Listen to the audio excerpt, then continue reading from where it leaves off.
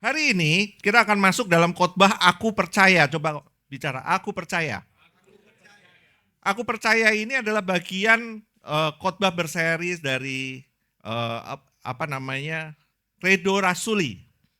Ini bagian dari Credo Rasuli. Kita akan berbicara tentang Credo Rasuli selama 11 minggu. Jadi selama 11 minggu kita akan bahas secara detail tentang Credo Rasuli. Jadi kurang lebih sampai tanggal 14 Desember kita akan berbicara tentang Credo Rasuli. Nah, kalau teman-teman mungkin sadari, setiap kali, setiap minggu sebelum firman kita mendeklarasikan Credo Rasuli, ya. Credo Rasuli itu adalah pengakuan iman rasuli. Jadi setiap minggu kita deklarasikan terus. Nah, kalau mungkin teman-teman sadari, kenapa selalu ngomongnya kita mendeklarasikan Credo Rasuli atau pengakuan iman rasuli? Karena sebenarnya gini, kita bisa aja membaca, ya, kita bisa aja membaca pengakuan iman rasuli. Tapi sebenarnya kata-kata yang paling tepat itu bukan membaca, tapi mendeklarasikan pengakuan iman rasuli. Karena membaca dan mendeklarasikan itu berbeda. Kalau membaca, kita menerima informasi, gitu ya. Apapun kita bisa baca.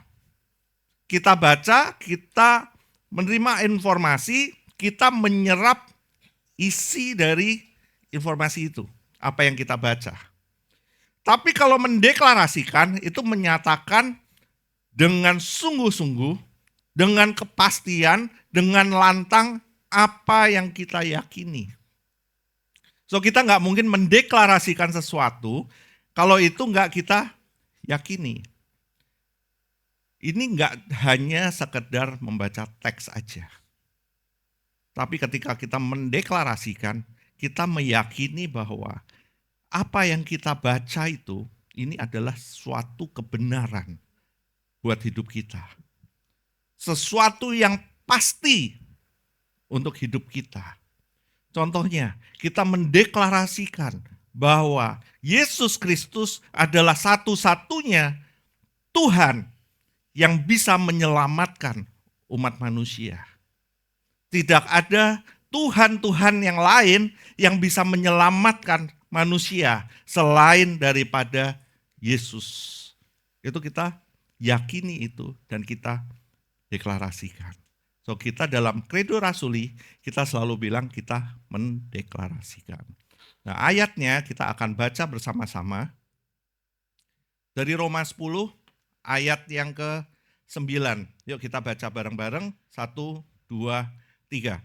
Sebab jika kamu mengaku dengan mulutmu bahwa Yesus adalah Tuhan dan percaya dalam hatimu bahwa Allah telah membangkitkan dia dari antara orang mati, maka kamu akan diselamatkan. Jadi apa itu Credo Rasuli? Credo Rasuli itu dari bahasa Latin yang artinya credo, yang artinya aku percaya. Aku percaya. Nah, Credo Rasuli adalah salah satu pengakuan iman Kristen tertua dan paling luas dipakai. Isinya adalah ringkasan iman Kristen tentang Allah Bapa, Anak, dan Roh Kudus. Jadi kalau kita lihat Credo Rasuli ini sebenarnya isinya adalah doktrin-doktrin dasar kekristenan. Gitu. Walaupun ini nggak ditulis secara langsung oleh para rasul, ya, tapi isinya mencerminkan ajaran para rasul itu sebagaimana tercatat di kitab suci. Karena itu disebut pengakuan iman rasuli. Nah, yang kita perlu perhatikan adalah Credo Rasuli itu atau pengakuan iman rasuli itu bukanlah firman Tuhan. Sekali lagi, Credo Rasuli atau pengakuan iman rasuli bukanlah firman Tuhan. Tapi apa? Ini adalah kalau kita lihat Alkitab adalah firman Allah yang diilhamkan oleh Roh Kudus. Sedangkan Credo Rasuli adalah ringkasan iman yang disusun oleh manusia atau gereja mula-mula berdasarkan firman Tuhan. Nah kalau tadi saya sempat sebutkan bahwa isinya adalah ringkasan iman Kristen atau doktrin yang kita percaya tentang Allah Bapa, Allah Anak, dan Allah Roh Kudus. Credo Rasuli ini dipercaya bahwa seluruh denominasi, tahu denominasi ya? Denominasi dan gereja yang benar akan mengakui Credo Rasuli. Gereja yang benar akan mengakui Credo Rasuli atau pengakuan iman Rasuli. Kalau ada gereja yang tidak mengakui Credo Rasuli, berarti gereja itu sesat. Semudah itu mendefinisikannya. Ketika gereja itu mengakui Credo Rasuli, ya. Tapi kalau yang tidak mengakui berarti sesat. Misalnya contoh, saya percaya akan Allah Bapa, tapi saya nggak percaya akan Yesus Kristus yang sudah menyelamatkan. Saya nggak percaya Roh Kudus, sesat berarti. Atau saya percaya hanya kepada Yesus. Oneness, hanya percaya kepada Yesus, tapi dia nggak mengakui Allah Bapa dan dia tidak mengakui Roh Kudus. Itu pun sesat. Atau saya mengakui Allah Bapa, saya mengakui Yesus Kristus, tapi saya nggak mengakui pekerjaan Roh Kudus. Itu pun sesat. Inilah Allah Tritunggal. Inilah ketritunggalan yang disaring menjadi satu di dalam Credo Rasuli. Ya, ini dasarnya kita mesti tahu dulu. Nah, jadi statusnya kalau yang tadi kembali lagi, Credo Rasuli itu atau pengakuan iman Rasuli bukanlah firman Tuhan. Karena kenapa? Jadi statusnya berbeda. Kalau Alkitab itu otoritas atau inspirasi ilahi, dasar iman yang tidak bisa salah. Itu Alkitab. Kalau Credo Rasuli itu hasil pengakuan gereja atau alat bantu untuk menyatakan iman, bukan sumber iman itu sendiri. Jadi kenapa Credo Rasuli pengakuan iman ini menjadi penting? Nah ini yang perlu didasari, yang perlu diperhatikan. Kenapa ini menjadi penting? Pertama, karena sebagai pagar. Kita tahu di awal abad-abad pertama, waktu Credo Rasuli ini dibacakan, itu banyak banget aliran sesat pada saat itu. Hari ini sih, yang sesat juga banyak gitu ya. Tapi hari itu aliran sesat juga banyak. Ada aliran Gnostik atau Arianisme hari itu. Apa sih Arianisme? Arianisme itu bicara Yesus Kristus itu bukan Allah sejati, tapi ciptaan yang paling mulia. Nah itu, Arianisme itu kayak gitu. Apakah hari ini masih ada? Masih.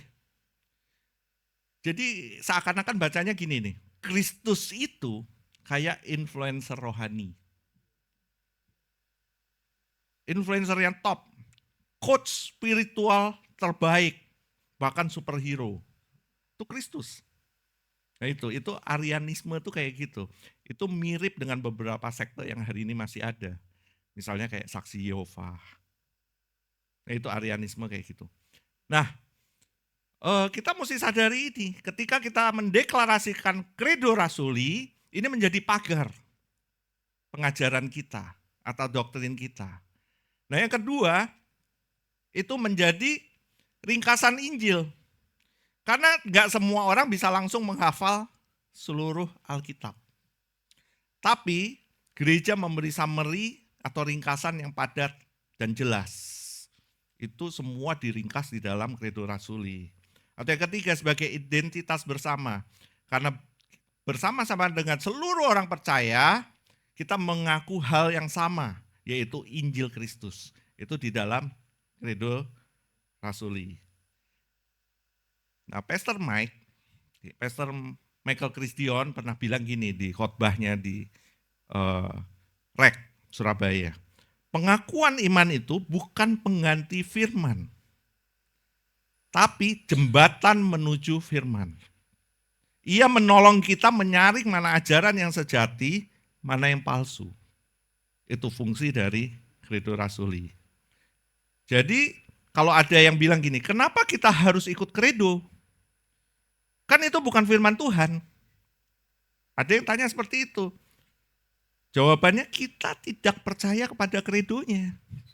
Kita nggak percaya pada kredonya. Tapi kita mengaku lewat kredo apa yang kita percaya berdasarkan firman Tuhan.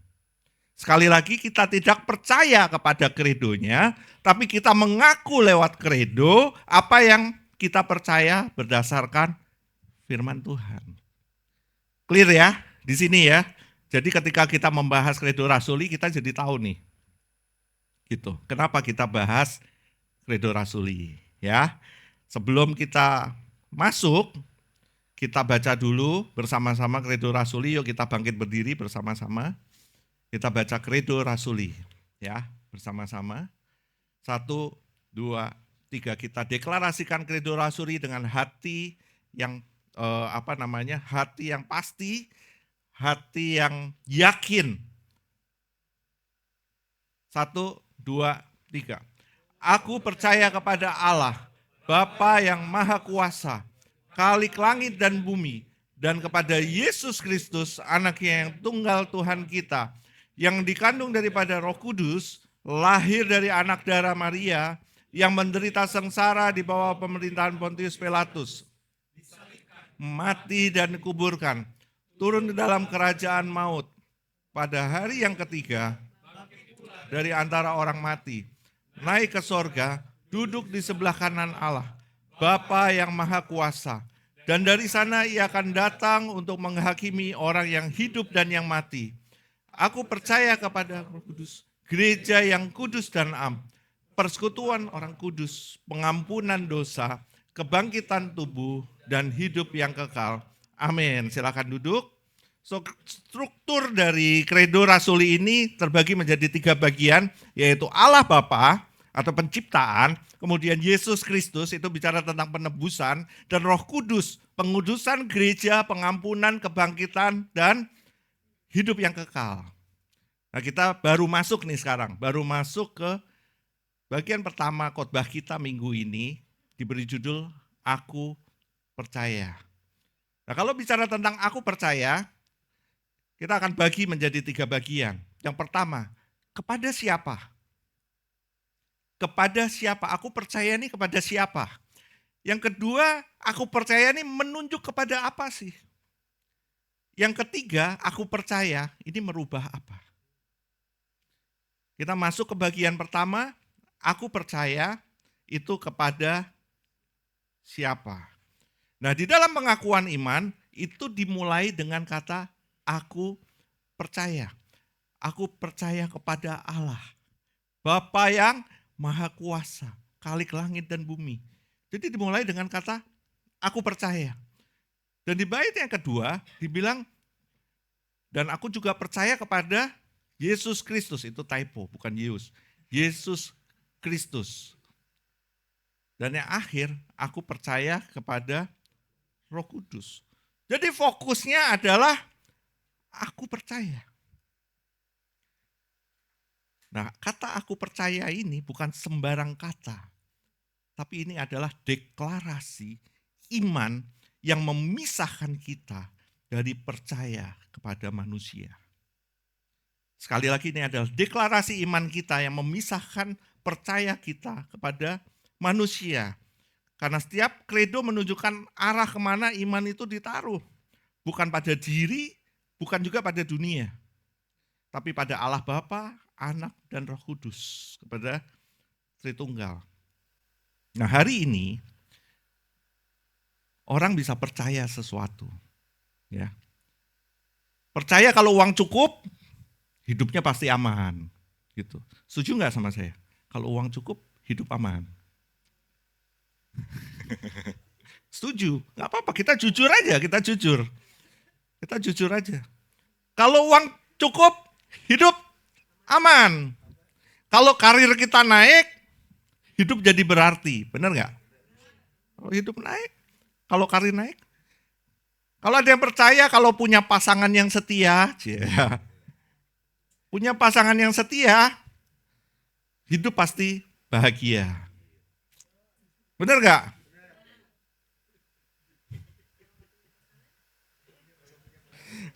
Kalau nggak punya pasangan ya, saya baru mau ngomong nggak punya pasangan, ya derita lu. Tapi gini, tadi kan dibilang ada yang percaya kalau punya uang, gitu kan? Ada yang percaya kalau karirnya naik, ada yang percaya kalau punya pasangan. Tapi pertanyaannya adalah,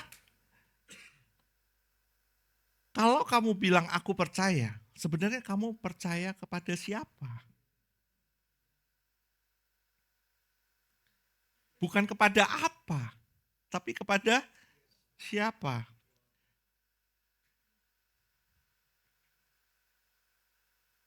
Nah, di dalam Yeremia 17 ayat 5 sampai 7, sebentar. Ada dua jenis percaya, yaitu terkutuklah orang yang percaya kepada manusia, diberkatilah orang yang mengandalkan Tuhan. So dengan kata lain gini, setiap manusia, kembali yang tadi, kalau kamu bilang aku percaya, sebenarnya kamu percaya kepada siapa? Nah, setiap manusia pasti percaya kepada sesuatu atau seseorang. Ada yang percaya pada uang, gitu kan? Kalau ada saldo, hatinya tenang. Ada yang percaya pada ilmu pengetahuan. Kalau ilmu pengetahuan itu bisa menjawab semua masalah. Ada yang percaya sama diri sendiri. Banyak yang percaya sama diri sendiri. Selama aku usaha, aku pasti bisa. Gitu kan? Nah, tapi pertanyaannya sekali lagi, bukan apakah kamu percaya, tapi kepada siapa kamu percaya. Ini yang lebih penting. Kepada siapa kamu percaya. Percaya sama saya, gue getokin lu. Itu langsung sesat, langsung. Ini baru dibacain tadi. Terkutuklah orang yang percaya pada manusia. Yang ngomong Pak Gem tadi siapa? Terkutuklah engkau.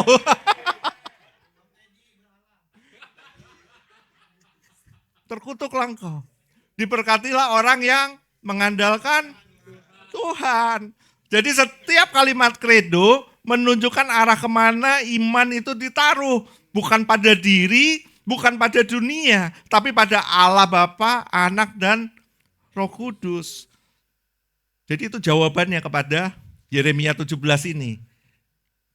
Terkutuklah orang yang percaya pada manusia, diberkatilah orang yang mengandalkan Tuhan. Nah, berbicara tentang pengakuan iman, ya, namanya pengakuan iman. Dimulai dengan kata aku percaya. Nah, sering kali orang berpikir bahwa percaya, ya, ini dimulai dengan aku percaya. Sering kali orang berpikir percaya dengan iman itu adalah hal yang sama. Coba di sini. Siapa yang setuju dengan saya bahwa iman dan percaya adalah hal yang sama? Siapa yang setuju dengan saya bahwa iman dan percaya adalah hal yang berbeda? Siapa yang bingung?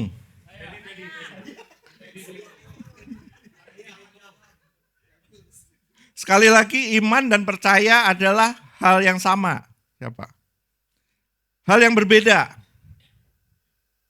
Oh, jadi lebih banyak. Syukurlah selesai khotbah kita. Udah selesai, karena udah tahu.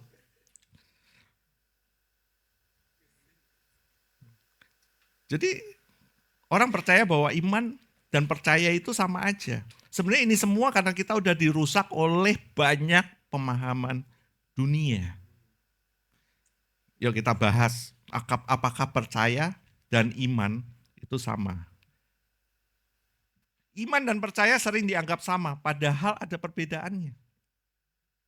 Percaya itu agreement di pikiran. Aku setuju bahwa sesuatu itu benar. Itu percaya. Kalau iman itu komitmen di hati. Aku bukan hanya setuju, tapi aku bersandar penuh di atasnya. Itu iman. Jadi percaya itu berhenti di kepala. Iman itu turun ke hati. Injil memanggil kita bukan cuma setuju Yesus itu ada. Tapi bersandar penuh pada Dia yang mati dan bangkit bagi kita. Sekarang pertanyaannya, apakah setiap manusia punya iman yang benar?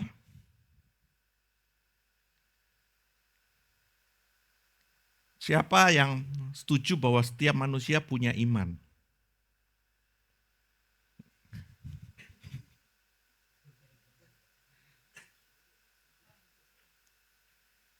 Setiap manusia punya iman yang benar. Gini, orang di luar Kristen itu sering bilang gini, saya beriman, gitu kan. Saya adalah orang beriman. Saya beriman gitu. Saya beriman pada leluhur. Wah, gitu kan ada kan? Atau saya beriman pada karma. Ada kan yang beriman pada karma? Ada juga yang saya beriman pada kekuatan semesta. Wah, ini kan lagi beken nih hari ini, lagi hits nih. Semua karena semesta mendukung gitu kan istilahnya gitu. Ada yang bilang gitu. Nah, secara umum iman itu diartikan sebagai keyakinan kuat pada sesuatu yang nggak kelihatan. Jadi di dalam arti umum, sekali lagi dalam arti umum, iya, setiap orang bisa mengaku punya iman. Setiap orang bisa mengaku punya iman. Tapi di dalam kekristenan, iman itu berbeda. Sekali lagi, orang sah-sah aja bilang, gue punya iman. Sah-sah aja orang bilang, saya orang beriman. Tapi kalau kita bicara di dalam kekristenan, kita bicara di dalam ranah kita sebagai orang yang dipilih dan percaya, imannya beda. Itu berbeda. Karena Alkitab membedakan mana iman sejati dan iman yang palsu. Efesus 2 ayat 8 bilang gini, sebab karena kasih karunia kamu diselamatkan oleh apa? Iman. Itu bukan hasil usahamu, tapi pemberian Allah. Iman sejati itu pemberian Allah, bukan hasil usaha manusia. So kalau kita bicara tentang kekristenan, tentang orang percaya, tentang orang yang dipilih, iman itu pemberian, bukan hasil usaha. Amin. Dalam Yohanes 14 ayat 6, akulah jalan, kebenaran, dan hidup. Tidak ada seorang pun yang datang kepada Bapa kalau tidak melalui aku. Artinya iman yang tidak berakar pada Kristus bukan iman yang menyelamatkan. Yakobus 2 ayat 19. Engkau percaya bahwa hanya ada satu Allah saja, itu baik. Nih, percaya ya bahwa ada satu Allah saja, itu baik. Tapi setan-setan pun juga percaya akan hal itu dan mereka gemetar. Percaya atau punya iman tanpa Kristus itu imannya mati, tidak membawa keselamatan. Jadi iblis pun bisa percaya. Setan pun bisa percaya. Setan pun tahu bahwa hanya Yesus yang menyelamatkan. Tapi kan iblis kerjaannya apa? Menyesatkan setiap kita. Iblis kerjaannya apa? Menipu setiap kita. Jadi iblis juga bisa menciptakan, sekali lagi, iblis bisa menciptakan iman-iman palsu. di dalam hidup kita. Bisa. Iman-iman palsu. So, percaya. Sekali lagi, percaya dan iman tadi. Percaya itu bahasa aslinya adalah pisteo. Semoga saya ngucapinnya benar. Pisteo. Pisteo. Coba katakan bersama-sama. Oh ya, sama-sama kayak saya.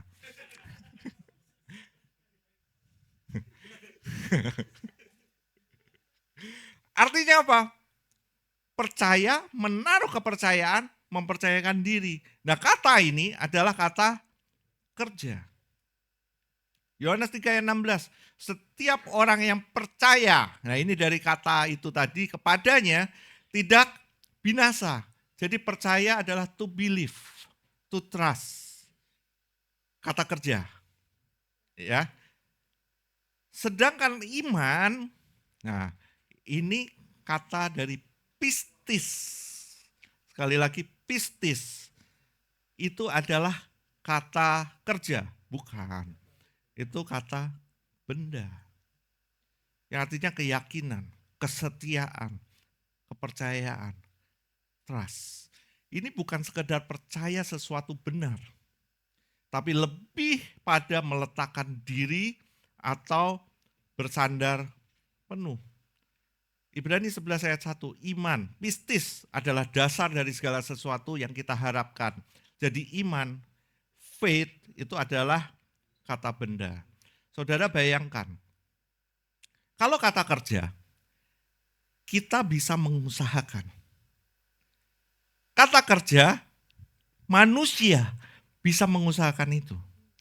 Tapi kalau kata benda, ya kata benda, kalau ada di dalam kita, percayalah pasti ada yang menaruh benda itu di dalam setiap kita. Ada yang menaruh iman itu di dalam setiap kita. Karena itu kita nggak bisa dapatkan dengan cara kita bekerja. Tapi ada seorang pribadi, ada pribadi pasti yang menaruh benda itu di dalam setiap diri kita. Itu benda, ya. Perumpamaannya gini, kalau seorang investor punya iman pada pasar saham, seorang pasien punya iman pada obat dokter, seorang religius punya iman pada ritualnya, ya. Tapi pertanyaannya bukan apakah kamu punya iman, melainkan apa objek imanmu. Ini yang lebih penting. Apa objek imanmu? Ilustrasinya gini, ini ilustrasinya, ya. Ini ada kursi, saya pinjem ya kursinya. Ini ada kursi nih, kursi. Nah, saya bilang gini, saya percaya kursi ini bisa menahan berat badan saya. Saya percaya kalau kursi ini saya dudukin, dia nggak akan roboh. Nah itu adalah percaya. Itu adalah percaya. Tapi ketika saya menduduki kursi ini, nah saya dudukin kursi ini, ternyata nggak roboh. Nah inilah iman. Tahu ya perbedaannya? Saya bilang, saya nggak akan roboh. Saya duduk sini nggak akan roboh. Ternyata waktu saya dudukin kursi ini nggak roboh. Nah inilah iman. Jadi percaya itu tahu kursi ini bisa menahan. Tapi iman itu menyerahkan seluruh berat tubuh saya pada kursi ini. Nah ini kan ilustrasi. Objeknya kursi. Nah objek iman kita, ya, objek iman kita kalau ini kursi, itu adalah Kristus. Nah ilustrasi kedua misalnya, dokter, saya percaya dokter itu pintar, gitu kan. Setiap kita kan kalau misalnya sakit, kita pasti cari dokter yang paling pintar dong, gitu ya. Kalau kita, ya thank you Ron. Misalnya sakit jantung, wah cari dokter jantung yang paling jago, gitu. Kenapa? Karena kita percaya dokter itu pinter gitu. Tapi saat kamu benar-benar minum obat dari dokter itu, dan kita dikerjakan oleh dokter itu, dan kita mau itu, kita minum obat itu, itulah iman. Jadi iman sejati adalah iman yang berobjek Kristus. Tanpa Kristus, iman itu cuman kursi rapuh. Yang diduduki sedikit, langsung patah. Saya tadi duduk, langsung patah.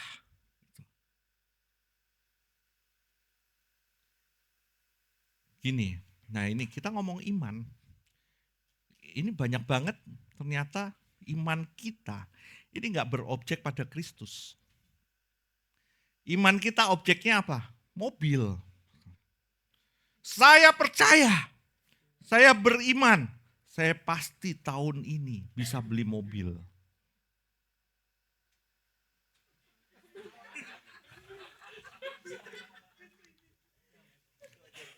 Saya percaya, saya beriman, tahun ini saya bisa beli mobil.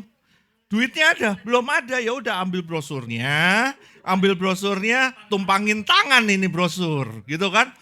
Saya percaya, saya beriman, dalam nama Yesus, saya bisa beli mobil, gitu.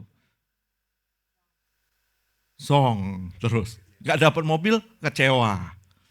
Kenapa kecewa? Iman kita salah, itu bukan iman. Itu iman palsu. Itu iman palsu. Ada yang bilang, saya beriman loh. Tahun depan kita pasti beli rumah. Beli rumah. Duitnya percaya saja sama Tuhan. Tuhan pasti akan kasih rumah kita. Kalau kita punya iman yang besar. Gitu kan? Kita cari dulu. Kita cari kaflingnya, kita ambil brosurnya. Habis ambil brosurnya, tumpang tangan. Jangan lupa taruh atas lemari, supaya lebih dekat sama Tuhan. Loh, itulah iman yang salah. Iman yang palsu. Sama kayak gini, nyanyi.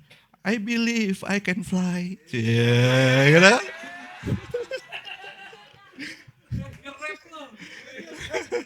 I believe I can fly. Believe I can fly. Tapi kapan terbangnya gitu? Ya iman yang salah. Terus apa kata orang dunia?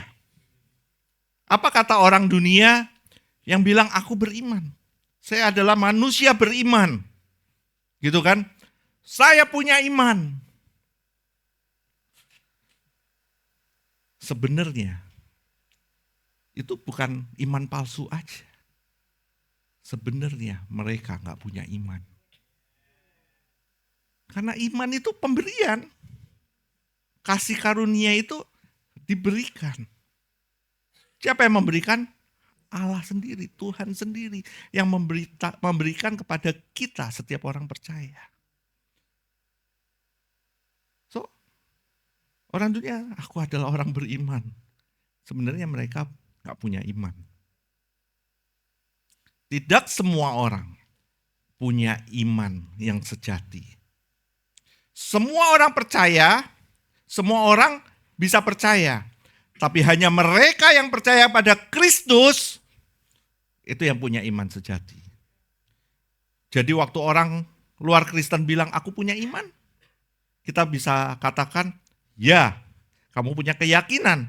Tapi iman sejati yang menyelamatkan hanya ada ketika kita percaya kepada Kristus. Itu iman sejati. Bukan soal kamu punya iman atau tidak. Tapi siapa yang menjadi objek imanmu? Karena hanya iman yang berakar kepada Kristus itulah yang menyelamatkan. Amin. Efesus 2 ayat 8-9. Sebab karena kasih karunia kamu diselamatkan oleh iman. Sekali lagi, bukan karena hasil usahamu, tapi pemberian Allah. Yesus adalah pemula dan penyempurna iman kita. Amin. Orang bisa percaya banyak hal, tapi iman sejati hanya ada ketika Roh Kudus melahirbarukan hati dan menuntun kita kepada Kristus. So, gambarnya jadi seperti ini, lahir baru, percaya, dan selamat. Jangan ditukar-tukar ini. Yang pertama adalah lahir baru, percaya, dan selamat. Roma 10 ayat 17, jadi iman timbul dari pendengaran dan pendengaran oleh firman Kristus. Di dalam Roma versi King James Version dibilang, so then faith cometh by hearing and hearing by the word of God. So di sini cometh ini apa? Ini adalah bentuk lampau dari comes atau datang. Jadi iman itu datang, saudara. Iman itu diberikan kepada orang percaya. Bukan kita yang mendatangi iman. Tapi iman itu yang datang kepada kita. Kenapa bentuk lampau? Karena sesungguhnya dari awal iman itu sudah diberikan kepada kita. Umat-umat yang dipilihnya. Bukan karena kita mengejar iman itu, no. Karena sesungguhnya iman itu sudah diberikan kepada setiap kita yang dipilih. Iman itu datang diberikan pada orang percaya. Jadi di luar orang pilihan, itu bukan iman. Sekali lagi, di luar orang pilihan, ini tegas, itu bukan iman. Untuk orang Kristen bisa iman sejati atau iman palsu. Tapi, ada kan ayat yang aku berseru atas namamu. Ada kan ayatnya itu, aku berseru atas namamu. Aku udah atas namamu aku bernubuat, ya. Terus mengusir setan, gitu. Tapi dibilang, aku tidak mengenal mereka, nyala engkau daripadaku. Kenapa? Karena sebenarnya imannya iman palsu, bukan iman yang sejati. Kadang-kadang kita bisa menggunakan Tuhan. Kita bisa menggunakan Yesus untuk kepentingan diri kita. So, objeknya bukan Kristus. Objeknya diri kita. Objeknya bukan Kristus, objeknya berhala diri kita. Objeknya bukan Kristus, objeknya adalah kepuasan diri kita. Apakah itu iman? Itu iman palsu. Itu iman palsu. Karena kita seringkali kita beriman tuh objeknya untuk diri kita. Objeknya bukan Kristus, tapi kita menggunakan Kristus. Nah ini, nggak boleh rancu di sini. Banyak orang bilang aku percaya Yesus adalah juru selamat. Tapi kita cuma ngomong percaya aja. Kayak tadi ngomong ke kursi itu, tapi kita nggak pernah dudukin itu kursi. Iman sejati adalah saat kita menyerahkan hidup kita, dosa-dosa kita, masa depan kita ke dalam tangan Kristus yang ada di kayu salib itu. Iman bukan sekedar setuju Yesus Tuhan, tapi kita harus duduk di kursi salibnya, bersandar penuh kepada karyanya.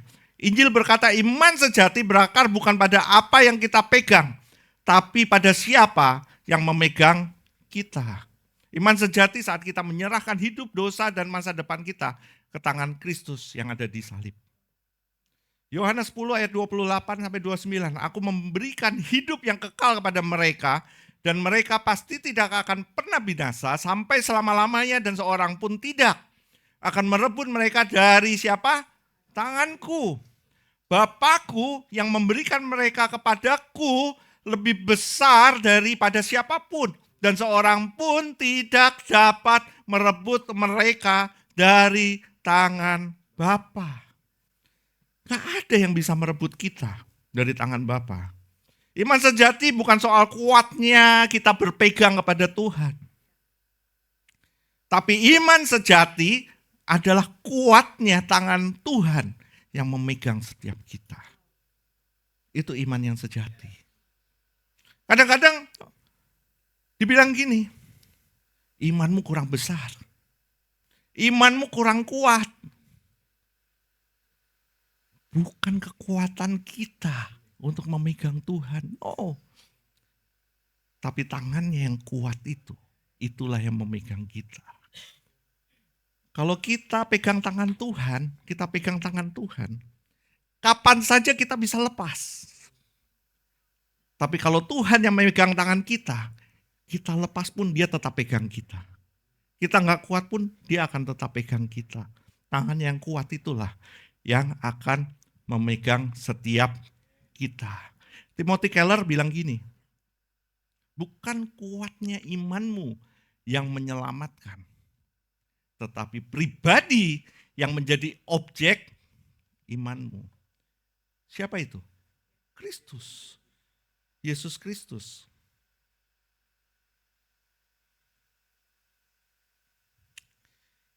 Balik lagi kepada credo rasuli atau pengakuan iman.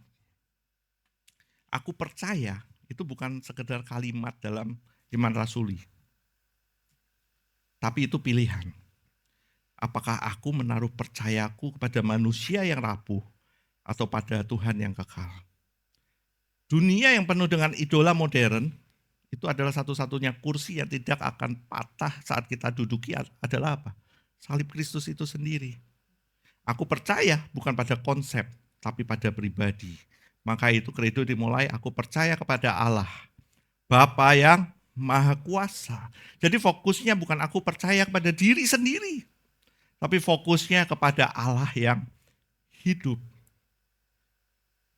Kitalah yang sering menaruh kepercayaan kita kepada hal-hal yang salah. So kalimatnya aku percaya kepada Allah, aku percaya kepada Kristus, aku percaya pada Roh Kudus. Subjek, predikat, dan objek. Ya, aku subjek, percaya predikat, Allah objek. Pertanyaannya, di mana letak imannya? Aku percaya pada Allah, subjek, predikat, objek. Di mana letak imannya?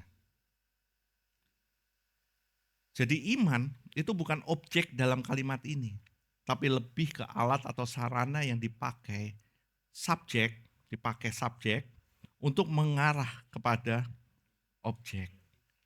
Jadi iman itu bukan objek, iman itu instrumen. Objek iman Allah di dalam Yesus Kristus. Iman adalah tangan kosong yang menerima Kristus. Jadi iman itu bukan tujuan. Sekali lagi, iman itu bukan tujuan. Tapi iman adalah jalan untuk kita bersatu dengan Kristus. Itulah iman. John Calvin bilang iman hanyalah alat untuk menerima Kristus dan segala berkatnya. Jadi ilustrasinya gini. Kayak pipa. Iman itu kayak pipa. Pipa ini bukan airnya, ya. Pipa bukan airnya. Air keselamatan itu mengalir lewat pipa iman kita. Nah, yang menyegarkan itu bukan pipanya, tapi airnya. Jadi iman itu juga seperti tangan kosong. Bukan tangannya yang menyelamatkan, tapi apa yang tangan itu genggam. Itu yang menyelamatkan, yaitu Kristus. Kesimpulannya iman itu bukan objek. Objek iman sejati yaitu Allah dalam Kristus. Iman hanyalah sarana atau tangan kosong yang Allah berikan pada kita untuk bisa menerima keselamatannya. Yang menyelamatkan kita bukan iman kita. Sekali lagi, yang menyelamatkan kita bukan iman kita, tapi Kristus yang menjadi objek iman kita. Itulah yang menyelamatkan setiap kita. So, orang dunia bilang, aku orang beriman. Silahkan mau ngomong orang beriman. Tapi itu tidak akan pernah menyelamatkan mereka. Karena kenapa? Karena yang menyelamatkan itu bukan imannya. Tapi yang menyelamatkan adalah Kristus yang menjadi objek iman kita. Amin. Percaya yang disertai dengan iman yang sejati, dengan objek iman yang benar yaitu Yesus Kristus Tuhan, itulah yang akan menyelamatkan setiap kita. Amin. Itu baru bagian pertama, teman-teman. Kita masuk bagian yang kedua. Aku percaya itu menunjuk kepada siapa? Aku percaya itu menunjuk kepada siapa? Aku percaya itu selalu menunjuk kepada salib. Kalau kita bilang aku percaya dalam pengakuan iman rasuli itu bukan sekedar aku setuju dengan sebuah doktrin. Enggak. Tapi aku bersandar kepada pribadi dan inti dari seluruh pengakuan itu selalu menuju ke salib Kristus. Alurnya kan gini, bagian pertama aku percaya kepada Allah. Ya, langsung menuju kepada Allah yang mencipta. Tapi penciptaan ini sendiri enggak lepas dari Sang Anak. Yohanes 1 ayat 3 kan bilang gini, pada mulanya adalah firman. Firman itu bersama-sama dengan Allah dan firman itu adalah Allah. Yang pada mulanya bersama-sama dengan Allah, segala sesuatu dijadikan oleh Dia dan tanpa Dia tidak ada suatu pun yang telah jadi dari segala yang telah dijadikan. Dan dunia, ciptaan yang jatuh hanya bisa ditebus lewat salib Kristus. Jadi, aku percaya kepada Allah Bapa. Itu langsung menunjuk kepada Sang Pencipta, tapi penciptaan ini sendiri tidak lepas dari Sang Anak. Bagian yang kedua, aku percaya kepada Yesus Kristus, anaknya yang tunggal Tuhan kita. Ini bagiannya panjang banget, bagian kedua. Ini bagian terpanjang, tapi disinilah intinya, disinilah jantungnya. Yesus lahir, dia menderita sengsara, kemudian mati, dikuburkan, bangkit, naik ke sorga, semuanya pusatnya di salib Kristus. Bagian ketiga, aku percaya pada Roh Kudus. Roh Kudus yang menyingkapkan dan menerapkan karya salib Kristus dalam hati kita. Sehingga iman bukan sekedar kata tapi realitas yang kita hidupi. So, Roh Kudus itu selalu akan membawa kita kepada karyanya yang besar di atas kayu salib. Roh Kudus akan selalu mengingatkan kita akan salib Kristus itu sendiri. Dengan kata lain, setiap kali kita ucapkan aku percaya, itu bukan tentang deklarasi tentang kekuatan iman kita, tapi tentang objek iman kita yaitu Kristus yang disalibkan. Kenapa? Karena disalib terjadi pertukaran terbesar. Dia yang benar dihukum seakan-akan berdosa.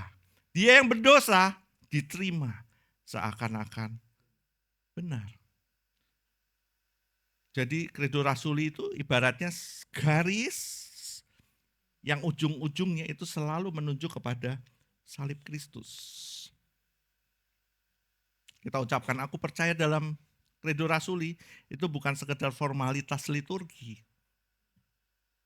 Tapi itu sebenarnya pengakuan cinta kita, pengakuan penyerahan diri kita yang seluruh arahnya itu selalu menuju kepada salib Kristus. Kenapa salib? Karena di sanalah kita benar-benar mengenal siapa Allah dan siapa kita. Di salib kita melihat Allah yang maha kudus, yang tidak bisa berkompromi dengan dosa, tapi pada saat yang sama Allah yang penuh kasih, rela turun menanggung semua akibat dosa itu. Sama seperti yang tadi Stephen bilang di berita anugerah. Allah adalah Allah yang adil. Tapi kalau cuma Allah yang adil itu gak sempurna. Dia juga Allah yang penuh dengan kasih. Dia memiliki keadilan yang sempurna. Dia memiliki kasih yang sempurna. Maka itu dia adalah Allah yang sempurna. Nah, di salib kita menemukan paradoks yang paling indah. Allah yang perkasa memilih menjadi lemah. Dia lahir di kandang domba. Dengan gak memiliki apa-apa. Dia ditolak di semua tempat. Dia mengambil tempat yang paling hina. di kandang domba. Supaya kita yang hina ini, kita yang lemah ini, menjadi kuat di dalam Dia. Amin. Allah yang mulia, Dia rela dihina. Allah yang hidup, Dia rela mati. Supaya kita yang mati ini menjadi hidup. Dan saat kita berkata, aku percaya. Itu seperti kita berdiri di kaki salib. Menatap Yesus yang tergantung. Lalu berkata, Tuhan, bukan hanya aku percaya Engkau ada, tapi aku percaya Engkau mati untukku. Dan aku bersandar penuh kepadamu. Yeremia yang tadi 17 ayat 5, ayat 5-7. Terkutuklah orang yang mengandalkan manusia. Diberkatilah orang yang mengandalkan Tuhan. Tapi kenapa Credo Rasuli selalu kembali ke salib? Kata inti iman Kristen bukanlah apa yang harus aku lakukan untuk Allah. Tapi apa yang sudah Allah lakukan untukku di salib Kristus. Itu yang membedakan Injil dari semua agama yang lain. Ini yang membedakan. Agama yang lain itu tidak, agama yang lain itu selalu apa yang kita bisa perbuat untuk Tuhan. Tapi kekristenan itu berbicara Injil, itu bicara tentang apa yang Dia sudah lakukan sempurna buat setiap kita. Pengorbanannya sempurna, kematiannya sempurna, kebangkitannya sempurna untuk setiap kita. Allah yang melakukannya, Yesus yang melakukannya buat kita, bukan kita yang melakukannya.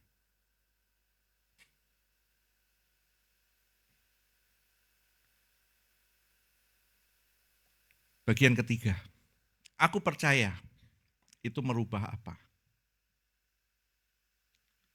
Aku percaya itu merubah cara kita hidup. Cara kita hidup. Aku percaya itu bukan sekedar kata, tapi arah hidup. Kalau cuman bilang aku setuju, itu cuman berhenti di kepala. Tapi kalau bilang aku percaya, itu mengubah seluruh hidup. Iman mengubah cara kita melihat masa depan, cara kita menafsirkan masalah, bahkan cara kita memperlakukan orang lain. Aku percaya mengubah identitas. Di salib Yesus menanggung semua kutuk dosa kita. Aku yang dulu merasa gak cukup, gak pernah cukup, sekarang jadi anak yang dikasihi.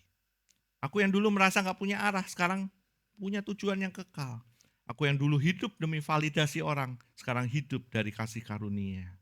Pastor Mike pernah bilang gini, kalau engkau percaya pada Kristus, maka hidupmu tidak lagi ditentukan oleh luka masa lalumu, tapi oleh kasih yang dicurahkan di atas kayu salib. Apapun masa lalumu, apapun yang sudah engkau alami di masa-masa lalu, itu gak akan menjadi luka ketika kita memandang kasih yang dicurahkan di atas kayu salib. Minggu lalu firmannya tentang domba, gembala yang baik. Bahkan Kristus itu menjadi domba yang sempurna. Ketika kita sakit, Kristus pun mengalami sakit seperti yang kita alami. Bahkan dia mengalami lebih dari apa yang kita alami. Ketika kita stres, Kristus pun mengalami stres yang kita alami. Bahkan lebih stres yang dialami sampai peluhnya pun menjadi darah. Ketika kita mengalami sakit, Kristus pun mengalami sakit. Bahkan lebih dari sakit yang kita alami. Dia adalah domba yang sempurna. Dia mengalami semuanya. Maka, kalau engkau percaya Kristus, maka hidupmu tidak lagi ditentukan oleh luka masa lalumu, tapi oleh kasih yang dicurahkan di atas kayu salib. Amin. Aku percaya mengubah cara kita menghadapi penderitaan. Orang dunia berkata penderitaan itu hukuman. Tapi di salib kita lihat penderitaan bisa menjadi jalan kemuliaan. Yesus menderita bukan karena dia bersalah, tapi karena dia mengasihi setiap kita. Ini mengubah cara pandang kita, menanggung sakit hati, dikhianati, dan kehilangan. Kita bisa bilang, aku tahu Kristus sudah lebih dulu menanggung penderitaanku. Dan di dalam dia ada kemenangan. Amin. Aku percaya mengubah prioritas hidup kita. Kalau dulu karir jadi prioritas kita, harta jadi prioritas kita, relasi jadi prioritas kita. Tapi karir bukan lagi demi nama sendiri, tapi demi nama Tuhan. Harta bukan lagi pusat keamanan, tapi alat pelayanan. Relasi bukan lagi tentang aku harus diisi, tapi aku bisa mengasihi. Semuanya ini pusatnya ada di pertukaran salib. Ini adalah inti perubahan hidup. 2 Korintus 5 ayat 21 berkata, dia yang tidak mengenal dosa telah dibuatnya menjadi dosa karena kita, supaya di dalam dia kita dibenarkan oleh Allah. Yesus mengambil kehinaan kita. Yesus menyerap semua kehinaan kita, supaya kita semua menerima kemuliaannya. Yesus mengambil semua kutuk itu untuk kita menerima berkat. Dan Yesus mati untuk kita semua bisa hidup. Dan begitu kita percaya, hidup kita pun ikut ditukar. Kalau kamu benar-benar percaya Yesus, hidupmu gak akan pernah sama lagi. Karena iman bukan cuma ada di bibir, iman selalu merembes keluar dan jadi gaya hidup. Kalau aku percaya gak bikin kamu mengasihi lebih dalam, mengampuni lebih cepat, memberi lebih murah hati, dan berharap lebih kuat. Mungkin yang kamu punya baru pengetahuan, belum iman sejati. Yuk kita introspeksi diri kita. Ada 5 pertanyaan reflektif, saya akan akhiri dengan ini. Pertama, apa selama ini aku percayaku lebih seperti setuju di pikiran atau bersandar di hati? Apakah aku hanya tahu tentang Allah atau sungguh-sungguh hidup bergantung kepadanya? Kalau benar aku percaya kepada Kristus, apa hal apa yang dalam hidupku yang paling jelas berubah? Apa imanku sudah terlihat dalam pilihan, sikap, dan gaya hidupku? Yang ketiga, di tengah penderitaan atau kekecewaan, apa yang sebenarnya jadi sandaran hatiku? Apakah aku lari ke uang, relasi, pencapaian, atau aku benar-benar bersandar pada salib Kristus? Apakah aku percaya membuat aku semakin mengasihi orang lain yang berbeda atau sulit dikasihi? Karena iman yang sejati selalu menular lewat kasih, bukan hanya lewat kata-kata. Kalau aku mati hari ini, apakah aku sungguh-sungguh yakin bahwa salib Kristus cukup untuk keselamatanku? Atau masih ada bagian diriku yang merasa harus menambah dengan usaha atau prestasi sendiri? Kita jawab dengan kejujuran hati kita. Dan kalau itu aku, yuk kita bertobat sama-sama. Kita responi firman hari ini. Dan kita mengucap syukur. Kita mengucap syukur. Karena kita memiliki Kristus yang mati di atas kayu salib. Yang sempurna buat setiap kita itu. Itulah yang menjadi objek iman kita.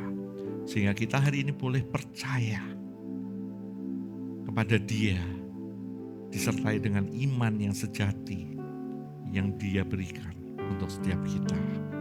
Amin. Soli Deo Gloria. Yuk kita berdoa.